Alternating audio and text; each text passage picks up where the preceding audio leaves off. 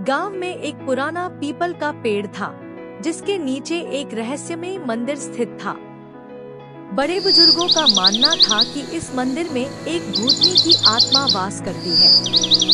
हर साल अमावस्या की रात उसकी पूजा न करने पर अनहोनी घटनाएं घटने लगती थी। लेकिन इस साल किसी ने पूजा रोकने की ठानी। क्या होगा अब? श्रापित नवविवाहिता की आत्मा। गांव की बूढ़ी महिला ने बताया कि वर्षों पहले एक नवविवाहिता को उसके ससुराल वालों ने निर्दयता से पीपल के पेड़ से बांधकर मार दिया था।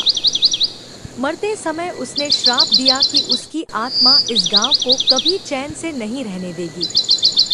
अब हर अमावस्या की रात कोई न कोई अनहोनी जरूर होती है। क्या कोई इस श्राप को तोड़ पाएगा? डर से भरा अमावस्या की रात का सफर। हर साल अमावस्या की रात गांव में अजीब घटनाएं होती थी। कभी किसी के घर से सामान गायब हो जाता, तो कभी राहगीरों को सफेद साड़ी पहने एक परछाई दिखती। कई लोग तो डर के मारे बेहोश तक हो जाते।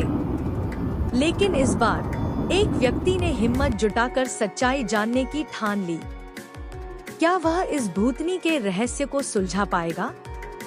अधूरी पूजा और भूतनी का क्रोध। गांव में हर साल अमावस्या के दिन विशेष पूजा होती थी, जिसमें पुजारी मंत्रोच्चार करके भूतनी की आत्मा को शांत करते थे।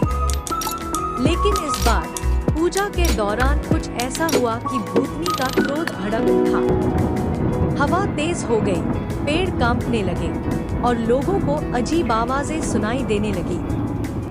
क्या अब गांव बच पाएगा? सत्य की खोज। एक युवा पत्रकार विवेक ने इन घटनाओं को सुनने के बाद इस रहस्य से पर्दा उठाने का फैसला किया। उसने गांव के बुजुर्गों से बात की, पुराने दस्तावेज खंगाले और यहाँ तक कि अमावस्या की रात मंदिर के पास रात बिताने की हिम्मत भी की। अमावस्या की रात जब विवेक मंदिर के पास बैठा था, तभी अचानक उसे किसी की सिसकियों की आवाज सुनाई दी। धीरे धीरे एक धुंधली आकृति उसके सामने प्रकट हुई। सफेद साड़ी में लिपटी वह आत्मा फूट फूट कर रो रही थी। विवेक ने हिम्मत करके उससे पूछा, तुम्हें मुक्ति कैसे मिल सकती है? आत्मा ने जवाब दिया, जब तक मेरे हत्यारों का सच सामने नहीं आएगा और मुझे न्याय नहीं मिलेगा, मैं यहाँ से मुक्त नहीं हो सकती। विवेक ने गांव के लोगों को इकट्ठा किया और उनकी मदद से पुराने रिकॉर्ड खंगाले।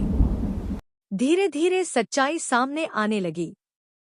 नवविवाहिता को उसके ससुराल वालों ने दहेज के लिए मारा था, लेकिन इस अपराध को छुपाने के लिए इसे एक अमंगल घटना बताया गया। जब गांव वालों ने सच्चाई स्वीकार की और नवविवाहिता के लिए न्याय की मांग की, तब आत्मा ने आशीर्वाद दिया और मंदिर से धीरे धीरे गायब हो गई। अगली अमावस्या आई, लेकिन इस बार कोई अनहोनी नहीं हुई। गांव पहली बार अमावस्या की रात शांति से सोया।